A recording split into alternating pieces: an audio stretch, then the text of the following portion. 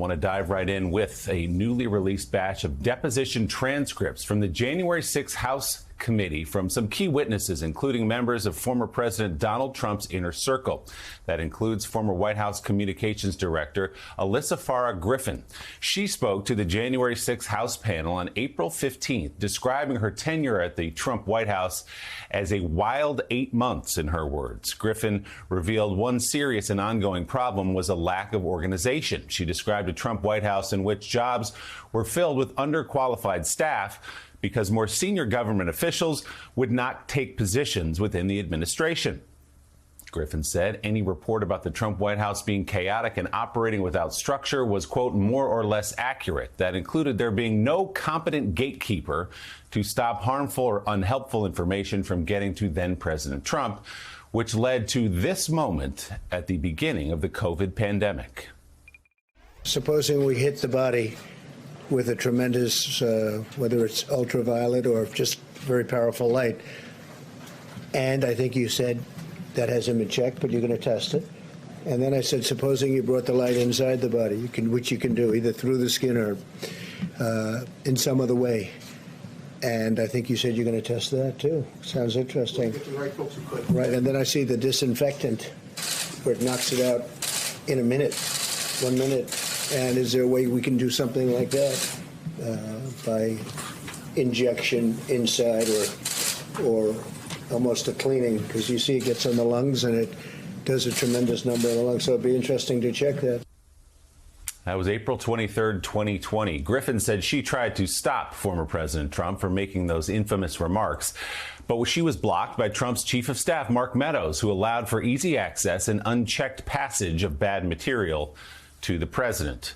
Griffin told the committee, quote, I tried to stop it outside of the Oval Office because I knew the president was willing to go on national television, have not been able to properly digest what the report was indicating and say something stupid or dangerous to the public. She went on, I went to Mark Meadows and I said, sir, this is going to blow up in our faces. He's not ready. Like, what are we encouraging? Are we saying, like, you know, go buy a humidifier? Do we want to put a run on humidifiers or turn your heat up to 95 degrees? Like, it just didn't make any sense. Griffin continued, and Meadows overruled me, and we got the injecting bleach thing, end quote. Griffin added former President Trump was only, quote, marginally focused on the COVID virus for about 2 months before moving on. She also said Trump's senior advisor and son-in-law Jared Kushner shot down any idea of looping the incoming Biden administration into informational COVID meetings following the 2020 election, saying, quote, it was the first COVID morning meeting that Jared led after that had been announced. And Dr. Birx raised, she said, well, should we be looping the Biden transition into these conversations? And Jared just said, quote, absolutely not. And then we just moved on. So, Jonathan Lemire, where to begin on all of this? I guess the first thing to say is that none of this is surprising. This is the picture of the Trump White House that has been painted for many, many years now. But to hear this kind of specific detail and to hear Donald Trump again going out there in April of 2020 talking about a powerful light being able to knock out COVID. We heard later from Dr. Birx that he had heard a kernel of something about the sunlight on playgrounds making them safe, that the equipment was safe for kids to play. He internalized that and said we should shoot light into people's bodies. But to hear it from the inside is something else here. But at least there wasn't a run on humidifiers, I suppose. That's true. We knew there was a brief moment where John Kelly was White House Chief of Staff, and he did put protocol in place to restrict access to the Oval Office. Well, that got Trump angry, so John Kelly wasn't Chief of Staff for very long. And then by the time we got to Mark Meadows, it was, in the words of a Trump advisor, Grand Central Station. Anyone could come in and out, bringing whatever they wanted. Stuff about COVID. We know from Alyssa Farah Griffin's testimony yesterday that Congressman Matt Gaetz brought a conspiracy theory to the president's desk about the host of this very show. And most troubling is that it had easy access for the likes of Michael Flynn and Rudy Giuliani and others to bring conspiracy theories about January 6th to the president. That's where in those days after the election, when there was a real vacuum in the White House because senior staff was starting to leave, there had been a COVID outbreak, there was even less of a process in the Oval Office than before, and people brought in these conspiracy theories, and we saw Trump, what happened next. So, Mara Gay, obviously, this is a complete breakdown, not just of what should happen in the White House, but it also just goes to show this environment fostered by this president, where conspiracy theories could not just take hold, but how vulnerable his supporters were to believing them. Well, that's extraordinary as well. But, you have to kind of take a moment to pull back here and think about, as absurd and kind of funny as some of these goings-on were inside the Oval Office, it wasn't funny because the American public and the rest of the world was dealing with the beginnings of a pandemic that would, kill lots of people, lots of Americans, over 1 million Americans dead now. And all the time, now we know this is what Donald Trump was doing in the White House. Instead of bringing the best people that he promised to bring, he brought people who were completely obsequious to him, who were jockeying for position, giving him false information. And the entire time, he's sitting there enjoying it like a mob boss rather than running the country like a president should. And of course, we also know at the time that Donald Trump knew a lot more about the virus itself than he had told the American public, which is really shameful. So the American people were left completely unprotected. And then there's just also this larger narrative of he was acting more like a dictator than a president even then, according to Griffin's testimony. I mean, this moment where Griffin describes the president being enraged, actually, that somebody had leaked the fact that he had gone into a bunker to hide from peaceful protesters outside the White House. I mean, that's not the behavior of an American president. That's the behavior of, Muammar Gaddafi.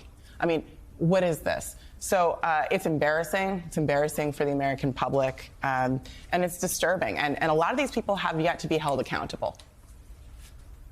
Mike Barnicle, I'll let you take this wherever you want to take it. There's so much in there from this testimony that we just got to see yesterday from Alyssa Farah Griffin, but also the piece about Jared Kushner there at the end. Jared and Ivanka Kushner have always tried to sort of insulate themselves from all of the mess of this White House and kind of walk away and live their lives in Florida. But to hear Jared Kushner right up until the very end saying, no, do not work with the incoming Biden administration, do not share this COVID information with them. And we know that from the other side of it, from the Biden transition team, that they had trouble getting any information from anyone in the Trump administration about a pandemic that they inherited from the Trump administration. Jared Kushner right at the middle of things again. Willie, as history is rewritten each and every day, and we follow this each and every day, it becomes clearer and more clear each and every day that the combination of incompetence, duplicity, and delusion in the Trump White House was staggering. I mean, you had a president who was incompetent and duplicitous. You had a White House chief of staff, Mark Meadows, who was more than incompetent and more than duplicitous. And David Ignatius says, as I was reading those transcripts yesterday, all I could think of was someone like Jim Baker, former White House chief of staff, or other White House chiefs of staff who were responsible to the person they worked for, the President of the United States, and the country that they represented, our country, America. And I'm wondering, in your experience, across all the years you've followed different White Houses and different White House chiefs of staff, if you could talk a bit about the importance of a chief of staff maintaining an information gate, that what gets to the president is clearly a priority and what doesn't get to him clearly is not. So, Mike, you got it right. The White House, among other things, is an incredible management problem. And the role of the chief of staff is to budget the president's time, to focus the president on precisely the things that the country needs attention on minute by minute.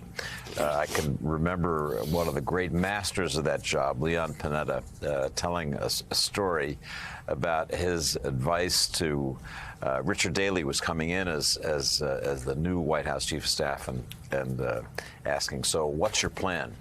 Meaning, what's your plan for screening information coming into the president and President Clinton? And the answer was, well, I don't have a plan.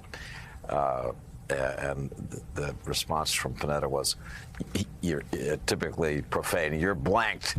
There's no way you can run a White House without a clear plan." Mark Meadows didn't have one. Never was able to achieve one. And yet, for me, the interesting paradox of this new material is Trump kept going. In this chaotic White House, Mark Meadows burning documents, doesn't know who's coming to see him, conspiracy theories floating all around. Trump continues to move toward the things that he's identified as his objectives, overwhelmingly toward the end, his desire to remain in office despite the electoral count. So it was an odd White House where there was complete lack of control and yet insistence on control by the man at the top.